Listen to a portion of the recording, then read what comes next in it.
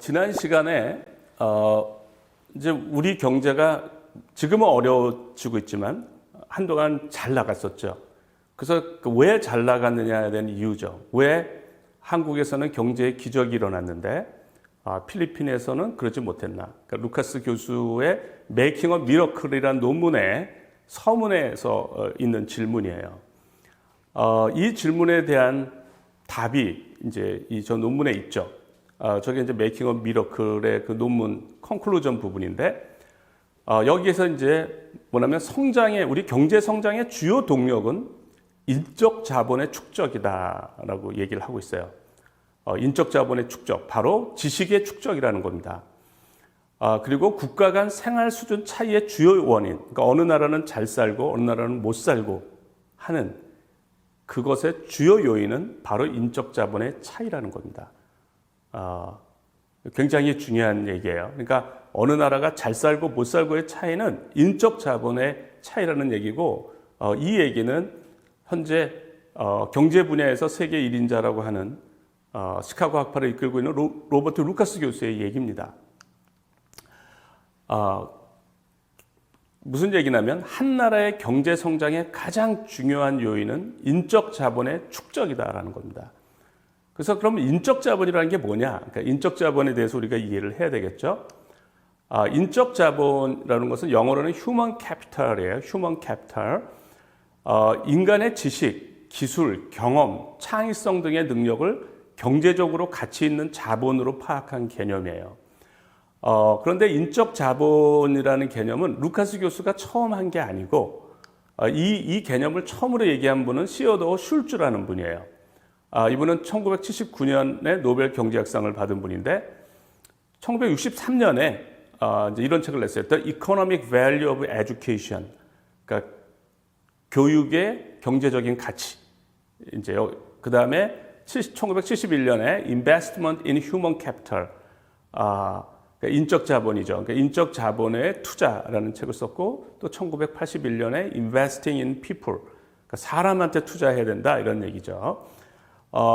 이분에 이어서 또 게리 베커, 이분은 1992년에 노벨 경제학상을 받았는데 이분도 이제 인적 자본에 대해서 얘기를 했어요. 그래서 인간을 자본으로 설정하고 이것의 질을 높이기 위해서는 국가가 교육에 중점을 두어야 한다고 주장을 했어요. 지금 소개했던 세 분의 노벨 경제학상을 받은 그 교수들의 공통점이 있어요. 그러니까 루카스 교수, 시어도어 슐츠 교수, 게리 베커 교수, 전부 다 시카고 대학 경제학과 교수입니다.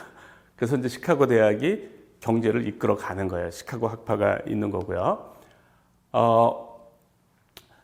제 개인적으로는 이제 우리나라 그 인적 자본이 이렇게 높았던 이유는 높은 교육열이죠. 한국은 이제 교육열이 높고 이제 필리핀은 우리처럼 교육열이 높지가 않은 거예요. 그래서 뿐만 아니라 우리는 회사에서도 연수를 많이 시키고 공무원 연수도 많고, 그러니까 우리는 학교 교육뿐만 아니라 졸업하고 나서도 그렇게 교육을 많이 하는, 교육에 올인하는 그런 나라인 거예요. 그래서 인적 자본을 축적해서 이제 한국에서는 경제의 기적이 일어난 거죠.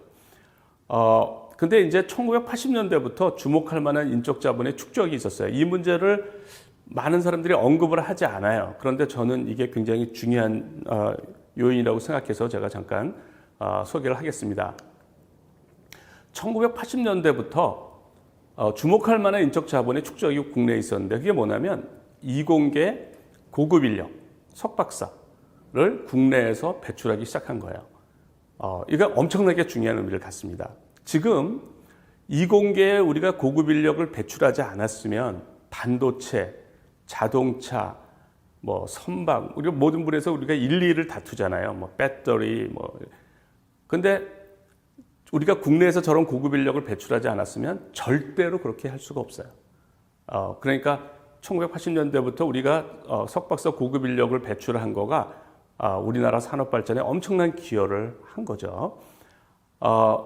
그래서 그러면 석박사가 왜 고급 인력인가? 이것도 이해할 필요가 있어요. 우리가 교육을 이해할 때 어떻게 교육해야 되느냐 할 때 이제 이걸 이해할 필요가 있는데, 석박사가 왜 고급 인력이냐? 왜 대학만 나온 거하고 대학원을 다닌 거 뭐가 다르냐? 어떤 점에서 다르냐면 대학원에서는 첫 번째, 필요한 전문 지식을 내가 어떤 프로젝트를 하면 거기에 대한 전문 지식이 없을 수가 있어요. 그러면 필요한 전문 지식을 찾아서 학습해서 스스로 터득하는 능력을 배워요. 그러니까 내가 배우지 않아도 어떤 지식이 필요하면 공부할 수 있는 능력을 배워요. 그러니까 이제 대학까지는 배워야만 이제 알죠. 그렇지만 대학원 과정에서는 내가 배우지 않아도 내가 필요하면 그 지식을 찾아서 공부해서 전문가가 될 수 있는 능력을 배우는 거예요. 그게 굉장히 중요한 거예요. 그 다음에 내가 필요한 전문 지식을 찾을 수가 없을 때가 있어요. 전 세계에 뭐 구글을 아무리 뒤져도 없을 때가 있어요. 근데 내가 제품을 개발하기 위해서는 그 지식이 필요한 거예요. 그러면 적절한 실험을 디자인해서 그 실험을 해서 그 지식을 창출하는 능력을 배우는 거예요. 그거를 배우고 훈련해요. 그러니까 이 두 가지 능력이 있는 거죠. 그러니까 이 두 가지 능력이 있는 거하고 그 저런 능력이 없는 거는 엄청난 차이죠. 그러니까 그래서 고급 인력인 거예요. 그런데 이 연구는 서울대학교 경제학부의 김세직 교수님이 이제 한 연구입니다. 1969년 이후에 경제 성장률의 변화를 이분이 조사를 했어요. 그래서 우리가 1990년대까지는 평균 8%대의 높은, 유례 없는, 그러니까 지금 우리가 경제 성장률이 1% 막 이러는데, 우리가 예전에는 평균 8%대 경제 성장률을 30년 동안 한 거예요. 그러니까 정말 놀랍죠? 그런데 그렇게 잘 나가던 경제가, 이제 추락하기 시작하는 겁니다. 1990년대부터. 그래서 우리 경제가 이제 그렇게 잘 나가던 경제가, 그러니까 경제의 마이클 조단이라고 하던 우리의 경제가 1990년대부터 성장률이 계속 하락하고 있어요. 그렇죠?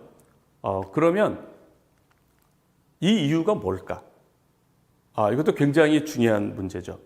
엄청나게 중요한 문제고 많은 매스컴에서 다뤄야 하고 또 대한민국 국민이라면 고민해야 될 문제입니다. 그래서 이번 강연은 이번 동영상은 이 질문으로 끝맺음을 하려고 합니다. 여기에 대한 대답은 물론 김세직 교수가 연구를 한 답이 있는데 그것은 다음 동영상에서 소개하겠습니다.